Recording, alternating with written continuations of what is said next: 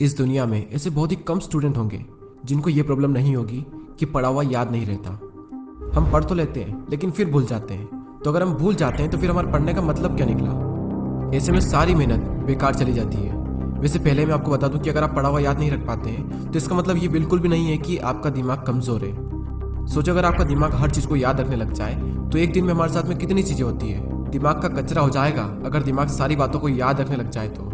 वैसे हमारा main topic है कि हम पढ़ा हुआ याद कैसे रखें। अगर इस प्रॉब्लम का सोल्यूशन निकल गया तो आपका टाइम भी बचेगा और आपको रिजल्ट भी बहुत ज़्यादा मिलेगा। पढ़ा हुआ सब कुछ याद रखना मुश्किल है, लेकिन फिर भी काफ़ी हद तक हम इसे कंट्रोल कर सकते हैं, लेकिन पूरी तरीके से नहीं। मैं आपको 3 तरीके बताने वाला हूँ। अगर आप यूट्यूब और गूगल पर सर्च करोगे तो आपको कई सारी टिप्स मिल जाएगी, लेकिन ये जो टिप्स मैं आपको बता रहा हूँ ये मेरे पर्सनल एक्सपीरियंस से और काफ़ी रिसर्च करने के बाद मैं आपको बता रहा हूँ। आप यकीन मानिए कि ये 3 टिप्स इतनी ज़्यादा इफेक्टिव है कि इनको यूज़ करने के बाद आपका टाइम भी बचेगा और आपको रिजल्ट भी 2 गुना मिलेगा। तो पहला जो पॉइंट है वो है स्टडी लेस स्टडी गुड। भले ही कम पढ़ो लेकिन अच्छा पढ़ो। विल परेटो ने इस दुनिया को एक महान सिद्धांत दिया जिसे कहा जाता है 80-20 का रूल्स। इन्होंने एक ऐसा नियम दिया जो कि दुनिया की हर वस्तु में हर जगह पाया जाता है। इन्होंने बताया कि आपके 20% एफर्ट्स आपके 80% रिजल्ट में कन्वर्ट होते हैं। इनका कहना है कि आप सिर्फ 20% चीज़ों पर फोकस करो, आपको 80% रिजल्ट सिर्फ इन्हीं से मिलेंगे। एग्जाम्पल के लिए विल परेटो बताते हैं कि दुनिया का 80% पैसा और ज़मीन इस दुनिया के 20% लोगों के पास में है। 80% क्राइम इस दुनिया के 20% लोग करते हैं। 80% ट्रैफिक इस दुनिया के 20% रोड पर होता है। और 80% टाइम हम 20% कपड़े पहनते हैं। और इस दुनिया की 80% एल्कोहल यानी शराब इस दुनिया के 20% शराबी पी जाते हैं। 80% भोजन इस दुनिया की 20% जमीन से निकलता है। 80% बारिश इस दुनिया के 20% बादलों से होती है। इस दुनिया के 80% इन्वेंशन इस दुनिया के 20% साइंटिस्ट ने किए हैं। और सिर्फ यहीं तक नहीं, यही आंकड़ा हमारे अपने यूट्यूब चैनल पर भी लागू होता है। 80% वॉच टाइम उन लोगों से आता है जिन्होंने इस चैनल को सब्सक्राइब नहीं किया है। कहीं आप भी तो उन 80% लोगों में से नहीं हो? और सबसे इम्पोर्टेंट फैक्ट कि 80% रिजल्ट हमारे 20% एक्शन से आता है। और यही रूल आपके एग्जाम में और आपकी पढ़ाई में भी लागू होता है। आपके सिलेबस का पढ़ा हुआ 20% आपको 80% दिलवा सकता है। तो आप 20% मोस्ट इंपॉर्टेंट चीज़ों को निकालें और उनको पढ़ें, और वही 20% चीज़ें आपको 80% रिजल्ट दिलवा सकती है। और आपने जो 20% निकाला है वो आपके सिलेबस के कंपैरिजन में बहुत ही कम है। तो ये जो कम है ना, इसको बहुत ही अच्छे से करो। और यही था हमारा first point, study less and study good. दोस्तों, मैंने भी कई बार ये गलती की है कि जितना पढ़ना होता है उससे हम कई गुना ज़्यादा पढ़ते हैं, और इसका रिजल्ट ये होता है कि हमें जो याद रखना चाहिए वो भी हम भूल जाते हैं। एग्जाम में अब वैसे भी ज़्यादा दिन नहीं बचे, तो आप इस रूल को यूज़ करके काफ़ी अच्छा रिजल्ट पा सकते हैं। अब नेक्स्ट जो पॉइंट है वो है स्टडी इन मॉर्निंग। और ये जो पॉइंट है ना, ये मेरा फेवरेट पॉइंट है, क्योंकि मैंने अपनी लाइफ की ज़्यादातर पढ़ाई सुबह ही की है। एक तरफ एक स्टूडेंट है जो सुबह जल्दी उठकर 2 घंटे पढ़ाई कर रहा है, और वहीं दूसरी ओर एक और स्टूडेंट है जो दिन में 4 घंटे पढ़ाई कर रहा है। तो ये जो पहला वाला स्टूडेंट है ये ज़्यादा आउटकम दे पाएगा दूसरे वाले के मुकाबले। सुबह जल्दी उठकर पढ़ने के 2 सबसे बड़े बेनिफिट होते हैं। सुबह के टाइम हमारी कंसंट्रेशन सबसे पीक स्टेट पर होती है, और सुबह के टाइम पे जो कंसंट्रेशन होती है शायद ही पूरे दिन में आपको वो कंसंट्रेशन मिल पाएगी। और सेकंड बेनिफिट ये है सुबह जल्दी उठने का कि सुबह कोई भी डिस्टर्ब करने वाला नहीं होता है। एनवायरनमेंट में एक अलग ही साइलेंस होता है, और उस साइलेंस में कुछ नया सीखने का मजा ही कुछ और होता है। आप सुबह जल्दी उठकर 3 घंटा पढ़िए, और उसके बाद में पूरे दिन अगर आप सिर्फ मुश्किल से आधा से 1 घंटा भी पढ़ते हैं तो बहुत है आपके लिए।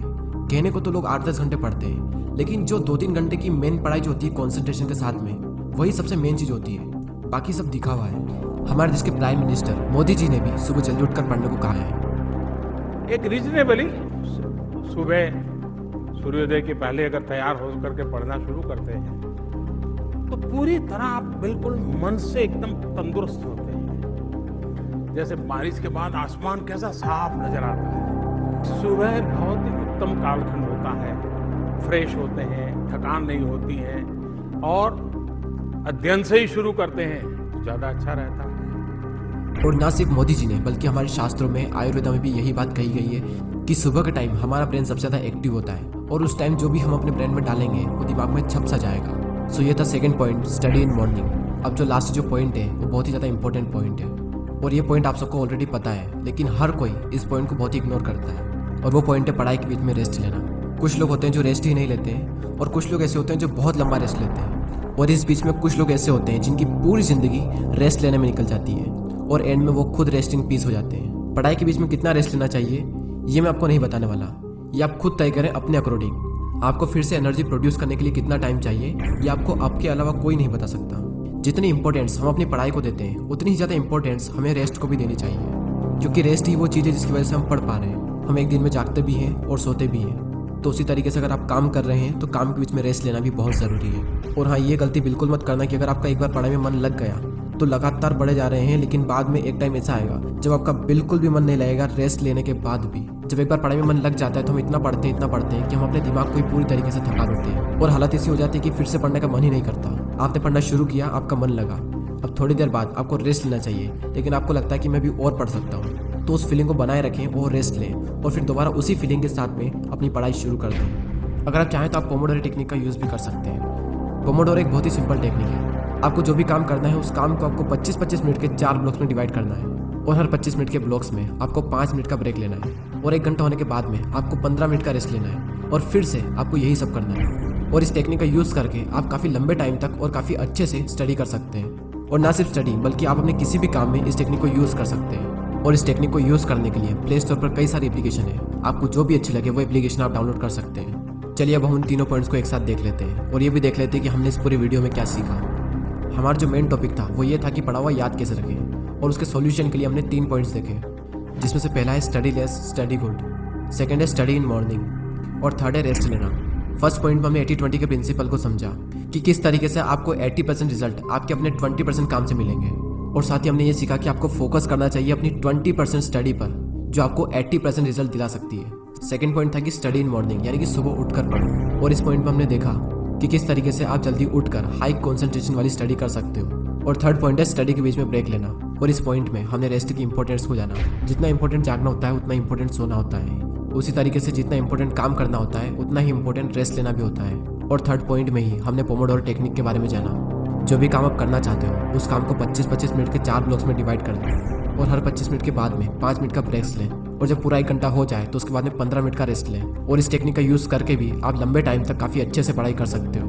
और दोस्तों, अगर आपने पूरे साल पढ़ाई नहीं की है तो अब भी आपके पास में टाइम है, क्योंकि वो किसी ने क्या खूब बात कही है कि जो हो गया उसे सोचा नहीं करते, जो मिल गया उसे खोया नहीं करते। सफलता उन्हें ही हासिल होती है जो वक्त और हालातों पर रोया नहीं करते। अगर आप अब भी शुरू करते हो और दिल लगाकर मेहनत करते हो तो अब भी आप कई लोगों से आगे निकल सकते हो। बस मेहनत खामोशी से कीजिए और इतनी मेहनत करो कि आपकी सफलता शोर मचा दे।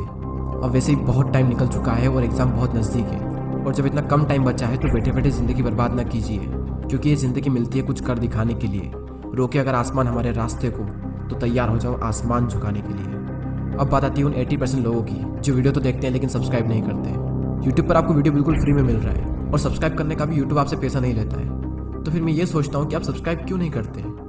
दोस्तों, बहुत मेहनत लगती है वीडियोस बनाने में। आपका एक सब्सक्राइब और एक कमेंट मुझे बहुत मोटिवेट करता है आने वाले टाइम में इससे भी अच्छे वीडियोस बनाने के लिए। मैं लेता हूँ आपसे अलविदा। Thanks for watching.